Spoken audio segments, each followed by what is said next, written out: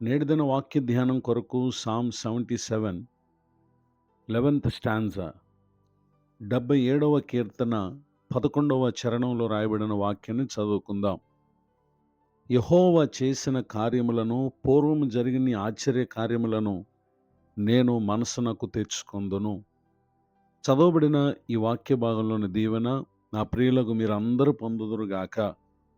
వాక్య ధ్యానం కొరకై ప్రార్థన. కృపగల మా తండ్రి, మీ కొందనాలు. నేడు చదవబడిన ఈ వాక్య భాగం ద్వారా మాతో మాట్లాడి బలపరచండి.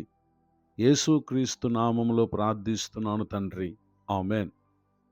చదవబడిన ఈ వాక్య భాగంలో మన ప్రభు అయిన యేసుక్రీస్తు వారు గడిచినటువంటి కాలమంతా కూడా ఆశ్చర్య కార్యములను ఆయన మన జీవితాల్లో జరిగించినటువంటి దేవుడై ఉన్నారు. ఆ కార్యములను మన మనసునకు తెచ్చుకొనుట, అది మన జీవితానికి ఎంతో ఆశీర్వాదకరమైనటువంటి విషయం.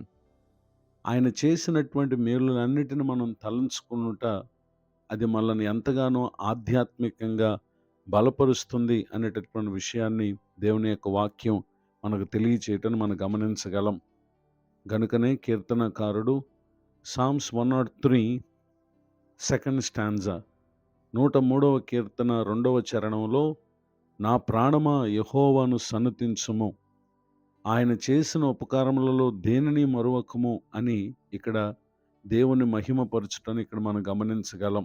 నిజమే, మన జీవిత దినాల్లో ఆయన చేసినటువంటి కార్యాలను మనం పరిశీలన చేస్తే 3rd and 4th స్టాంజాస్ 3-4 చరణాల్లో ఆయన మన దోషములను క్షమించిన దేవుడు, మన సంకటములన్నిటిని కుదిర్చినటువంటి దేవుడు. సంకటములు అనగా మనకు ఎదురైనటువంటి వ్యాధి, రోగము, ఇట్టి పరిస్థితులన్నిటి నుంచి కూడా ఆయన మనల్ని బాగు చేసినటువంటి దేవుడు. మూడవదిగా సమాధిలో నుండి మన ప్రాణమును విమోచించినటువంటి దేవుడు. అనగా నశించిపోవలసినటువంటి మనలను ఆయన పలు సందర్భాలలో విమోచించగా నేటికి మనం సజీవులంగా ఉన్నాం. అంత మాత్రమే కాక కరుణా కటాక్షములను ఆయన మనకు కిరీటముగా ధరింపజేసినటువంటి దేవుడు అనేటటువంటి విషయాన్ని ఇక్కడ మనం గమనించగలం.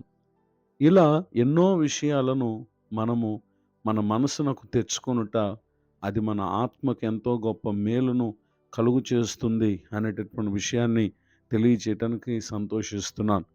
ఈ మాటలు వింటున్నటువంటి నా ప్రియ సహోదరి సహోదరులు, గడిచినటువంటి కాలంలో ఎన్నో అపాయాలు, ప్రమాదాలు, శోధనలు, సమస్యలు మనకు ఎదురయ్యాయి.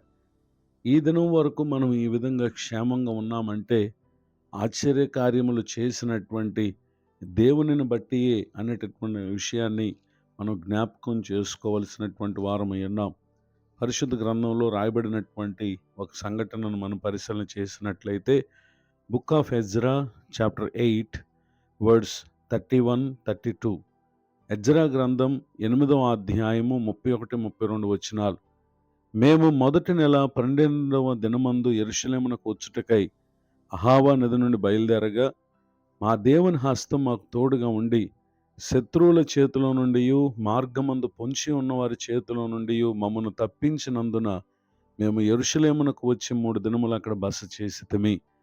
చదవబడినటువంటి ఈ వాక్య భాగంలో ఇక్కడ ఎజ్రా, అలానే దేవుని ప్రజలు, వారు దేవుని కార్యాలను ఇక్కడ వారు జ్ఞాపకం చేసుకుంటా ఉన్నారు.